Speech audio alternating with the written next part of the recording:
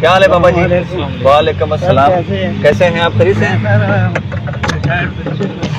अच्छा सर कैसे हैं? आपको सलूट मार लेते हैं पहले। अच्छा आ जाए, तशरीफ रखें, बैठ जाओ। आप भी हमारे बहुत मुअज़्ज़ज़ हो।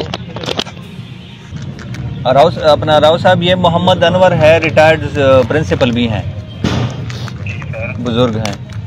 तो वो कहते हैं कि उनके भतीजे जो है वो तंग कर रहे हैं इनको, इनकी विरासती ज़मीन पे जो कब्ज़ा भी इसी के पास है, कब्ज़ा भी इन्हीं बुज़ुर्ग के पास है, नाम भी इनके है।